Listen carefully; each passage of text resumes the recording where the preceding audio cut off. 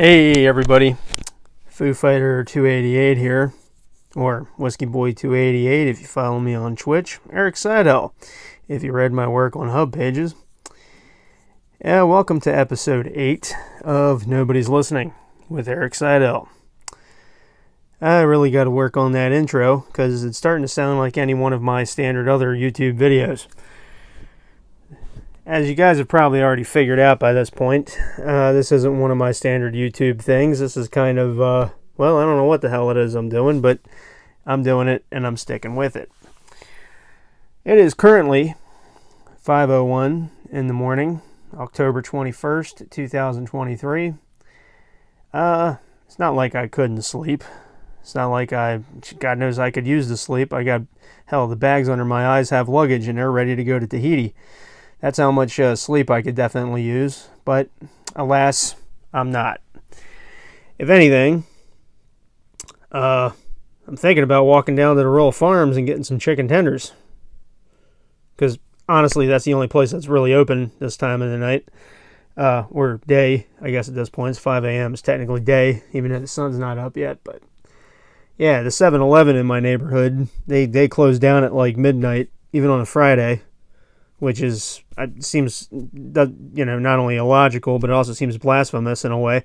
I mean, it's 7-Eleven. They should be open, all the time. But ever since the big bad Chinese bat soup virus came through, everything's been turned up on side its head, and, 7-Eleven's still using that as an excuse. They're still stuck in 2020, but they're using that as an excuse to shut down early. I guess they haven't, gotten with the times. Much like a lot of women named Karen. But apart from all that, I feel like I got a lot of things that I need to do and just not a whole hell of a lot of time to do them. Even though I got all the time in the world, it feels like, yet at the same time, I really technically don't. You ever have those moments in your life where you feel like, damn, I'm at a crossroads here? Well, okay, I'm not really in that frame of mind, but I probably should be. But what I am at is I feel like I'm kind of like up the street from that crossroads and I'm about to make a left towards that intersection. You know what I mean? It's like I'm definitely in that direction, but not quite having a crisis or an existential astigmatism or whatever the hell people call it these days. I don't know what I'm not a psychiatrist. But, yeah, I haven't been out to the garage since, Thursday afternoon. I got like this phobia that I'm going to go turn on the car after all the work I've done on the brakes. And I feel like the fucking brake line's just going to explode, and I'm scared to want to go out there and turn the car on. Because I haven't turned the car. It's been in the garage for 2 weeks. I know vehicles aren't made out of paper. It's a 2015 Hyundai Accent. I know it's not going to explode just because it's been sitting for 2 weeks inside a garage. But still, at the same time, I got the brake done. I got everything done. I could literally, right fucking now, grab a Red Bull. Well, obviously put pants on. Actually, probably shower first, then put pants on. Maybe brush my teeth, too. Then grab a Red Bull, get in the car, and go do some Ubering and make some money. But there's this phobia in my head that's making me go, Eric, leave it the fuck alone. Don't do it. Something's going to happen. You're going to disappoint the shit out of yourself if you go out there and do it. And that's been the problem with me for the last 10, 11, 12 years of my life. It's like I got this drive. I got this brain power in my head that I want to fucking do something. I want to make movies. I want to write TV shows. I want to, get involved with a video game company or something. It's just that there's other little section of my head that's just like, maybe hold off on that, Eric. Hold off on that. I can't keep fucking holding off on something like that. You know what I mean? Especially when I look around and I see I see a bunch of YouTube videos about all these people that have gone to Netflix and they've started their own shows or they've started their own movies. And they're all shit. Like a lot of things on Netflix for the last few years, they're all shit. And it makes me wonder, Hello? Hey, Eric Seidel over here. I got some movie ideas I can give you guys. Like, just give me 100,000. I'll give you like 4 movie ideas, and I won't. You'll never hear from me again. Fuck it, you can have them. Just give me 100,000. There you go. There's a script. Bye. You know what I mean? Like, you would think it'd be so simple. You think it would be just as simple as that. And now that the writer's strike is over, what I would really love to do is I would really love to get in front of my laptop, put on my range headphones. You know those range headphones at a gun range? You know, the ones that like completely cut all fucking sound out everywhere? And then just for like 2 hours, just sit in front of that laptop and type something up. I've already started a couple of scripts. I just haven't gotten around to finishing them because I can't get the fucking motivation to do it. And that has really bugged the shit out of me for the last few years of my life. And I know I keep saying I'm going to make a video about trying to catch you guys up, and whoever gives a shit, catch you up to why I haven't been uploading a lot and why I haven't been doing a lot these last couple years. And I am going to get around to doing it, but that's a whole other hurdle that I have to get over. That I'm not even going to go into that. Hell, just 2 days ago, I finished editing this video, right? Where I took my GoPro camera. Yeah, I know, it's one of those GoPro videos. I know. I'm trying to do an ASMR thing with those videos. You know, it's hiking is healthy, and it's supposed to be relaxing. It's supposed to help you clear your mind. And I thought I might try to share that with people with those GoPro videos, you know. But I did one where I went to Harper's Ferry, and I climbed the strenuous fucking mountain trail that they got in Harper's Ferry. But I made it to the top. I damn near had a heart attack twice because I'm not in the best shape. I'm not a fat ass, but, you know.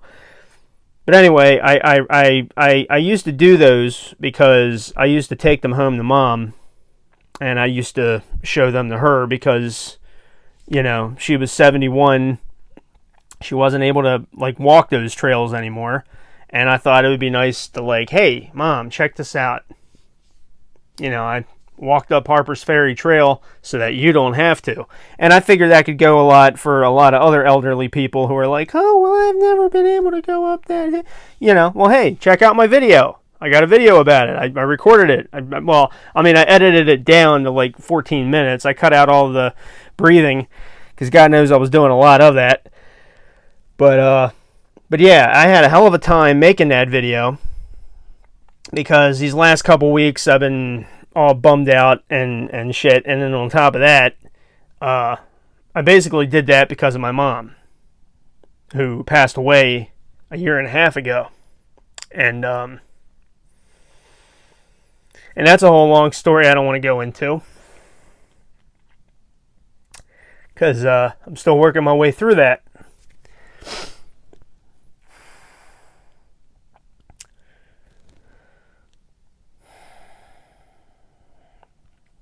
So yeah, but I did eventually make that video, and I am going to post it. I edited it, I finished it. I'm going to upload it at some point, probably next week sometime.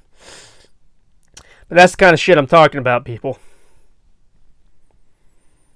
Some people call those hiccups in life. Some people call them, well, I've said hurdles like, 5 times? Hell, if this was a drinking game, you guys would be shit-faced at this point with the many times I've said hurdles.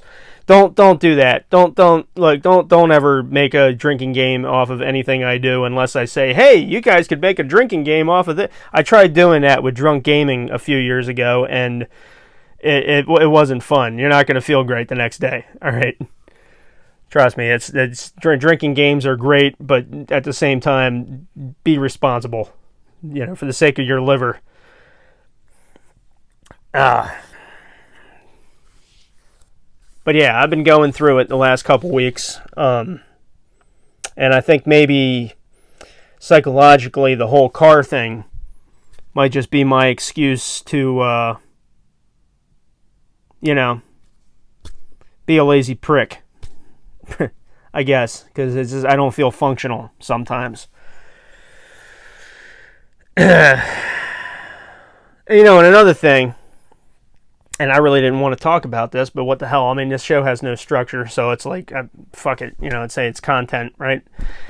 it's a subject to talk about. I'm not 100% convinced I might not be like legitimately medically depressed, because I know it's a disorder. I know it's a thing. You know, it's an actual what do you call it? Diagnosable. What's it? But you know, I don't want to get on any kind of antidepressants or anything like that, because my Aunt Joni, she used to be on those, and it caused a lot of heart problems for her, and I think it was one of the things that killed her. But she was kind of a worrywart, but God bless her, God rest her soul. No, you know, no disrespect to my Aunt Joni, but she was kind of a worrier, and I think most of the depression had to do with that. Grieving is definitely a depression. I mean, grieving is not, I'm not a psychiatrist, like I said. Disclaimer, not a psychiatrist. Eric Seidel is not a registered psychiatrist. But from what I understand of it, I think I probably should have been, quote unquote, over it a long time ago. But I'm not. In fact, this is the first time I've publicly opened up about it, and that's what I was going to do in that video I mentioned earlier, but I still haven't gotten around to doing that. Been trying to just kind of like, you know, bury it, push it down, focus on other shit, and that's been helping. That works. Hell, if you're ever feeling terrible emotionally, find something to do. Just bury that. Just bury it. It's not healthy, I know. Like I said, not a registered psychiatrist, but if I was going to give you any kind of piece of advice, if you had to function and live your life, whatever it is that's bugging you, put that shit in your rear view and just move forward with whatever you're doing. Schoolwork, work. Maybe you're a sculptor. Maybe you're a mechanic. Maybe you're maybe the front of your house has cement issues and you got to go cement the front of your house. You know, do something that's not gonna have your mind dwell on what's bugging you. You know, and that's I know it's a hell of a thing, me saying to you guys that when I'm still trying to figure out my bullshit. Not that grieving is bullshit, but you know, yeah, I didn't think I was going to be talking this long about all this. This was going to be my intro subject, and then I was going to go into something else, but I damn near did the whole episode on this. Well, hey, what the hell? Let me put it out. Well, you know, just in closing, just to give you guys an idea, that's pretty much where my brain is at right now. I wish the hell I had some kind of a deal with Netflix or Paramount or some kind of thing, so I could at least do one movie idea, and you know, get paid for that. I thought about doing a bunch of TikTok videos where I pitch movie ideas, because that's, you know, but at the same time, I kind of want to get paid for pitching those ideas. You know what I mean?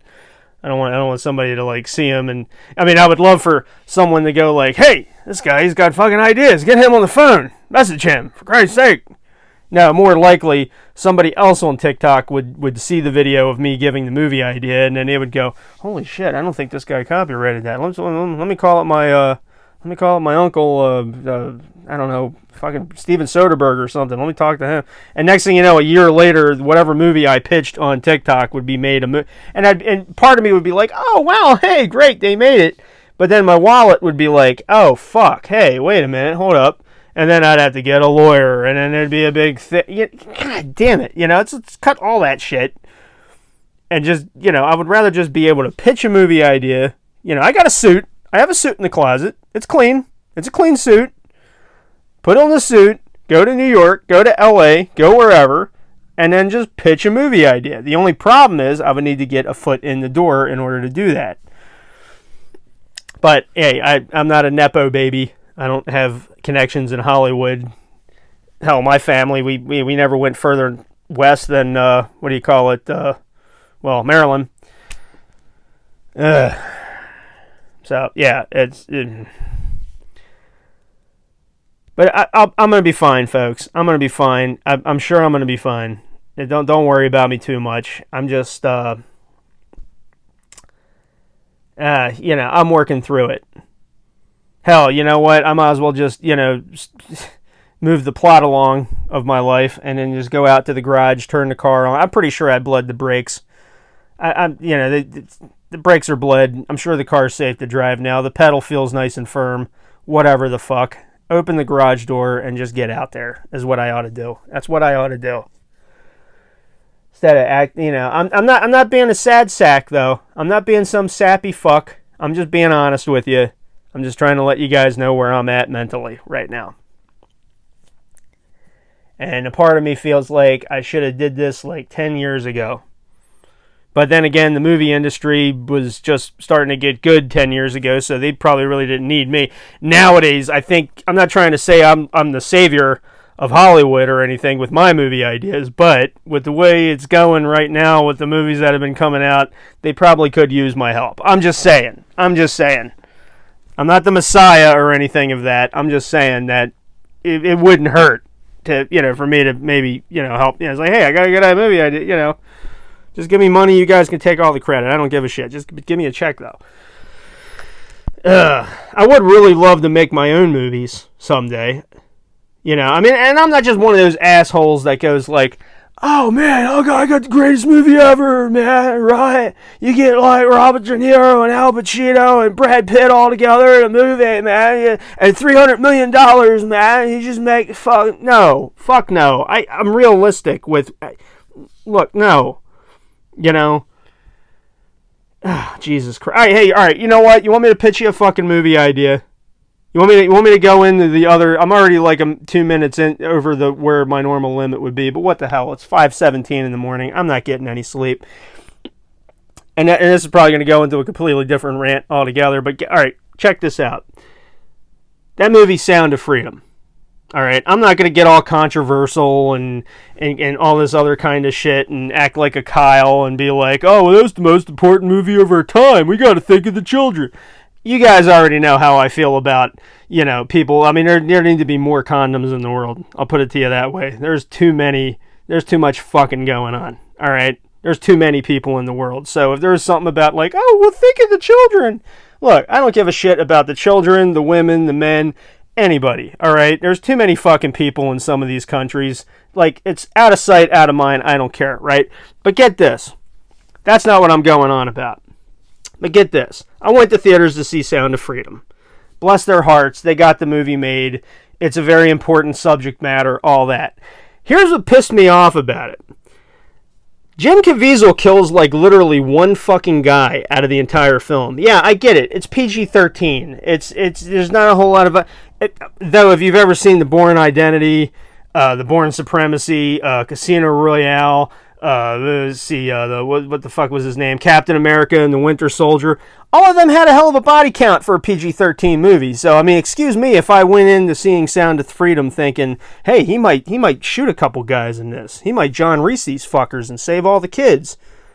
No, he didn't. He choked out like one guy. So there you go. I saved you like 90 minutes of the movie. I was literally falling asleep in the theater, probably because I was pulling a 24 at that point. And I was like, oh, well, I've been up for like 20 hours. Let me go to the movies. I wanted to go to the movies to see this. So I was kind of dozing off a little bit. But that's not because of the quality of the movie. That was just mostly because I hadn't slept yet. But anyway, get this. Everybody loves John Wick movies, right? Right? Everybody loves it when a guy gets an AR-15, a couple Glocks, goes in and kills a bunch of bad guys, right? So get this. Sound of Freedom. But instead of it just being him choking out one guy, he goes into these camps and he shoots a bunch of pedophiles in the balls. How is that not the greatest movie ever made? Think about it. That movie would put asses in seats. You can do the whole Sound of Freedom, save the children thing, but for guys like me, we would get an R-rated action movie where a bunch of these pedophile assholes are getting what's coming to them by a hero going in with an AR-15 and pew, pew, pew, pew, pew, like John Wick, and taking the fuckers out. That right there, if you're not convinced right now to just throw money at my feet and tell me, get this movie made, then there's something wrong with you. Because I'm telling you, that would be a fucking great... I can already guarantee there's already somebody in Hollywood like looking at Sound of Freedom and thinking, man, that movie could have been better. Hey, I got an idea. And then they're making it right now. I bet you they're making a movie just like that right now. I'm not trying to say I'm original, but I think I got an idea of what the American public wants to see. And not just the American public. I'm talking the international public, too. See, Disney thinks they gotta be like, oh, well, I don't think the Chinese are gonna like... Man, fuck that. The Chinese love to see action movies. They love to see this. They love to see that. They got a bunch of strict censorship things. But you're not making it for them. You're making it for us. It's an American company. Make it here first. You know, everybody knows that other countries will censor this or ban that or whatever. Who gives a fuck? All right, you got domestic box office, and then you got the UK box office, the Irish box office, the German, etc., etc.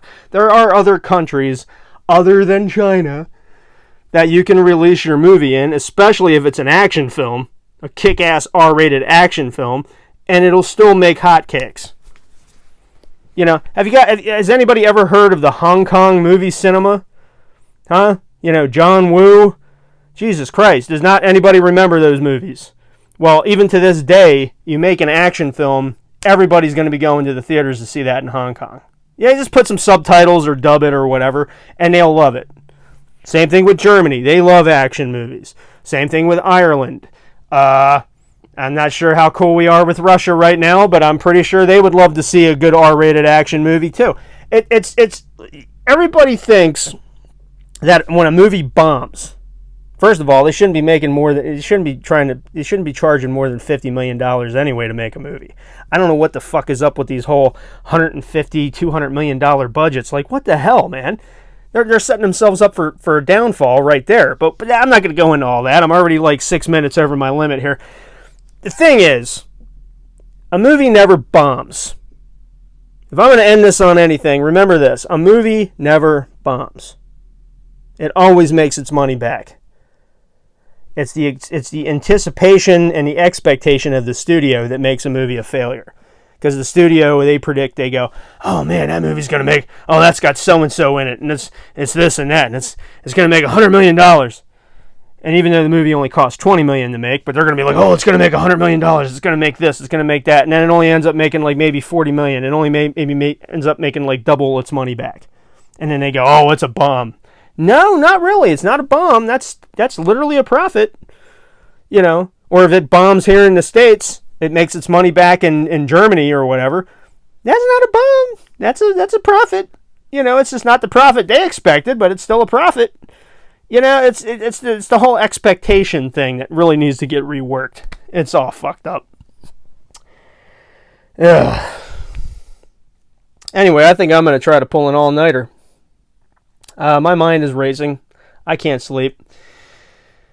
And I've already taken up enough of your time, whoever the hell's listening. So, thanks for tuning in, everybody. And please like, share, subscribe, donate to my Patreon, buy a super thanks, send me a box of money, pray for me. Just don't sacrifice any goats in my name or anything like that. Have a great night. Be chill to each other.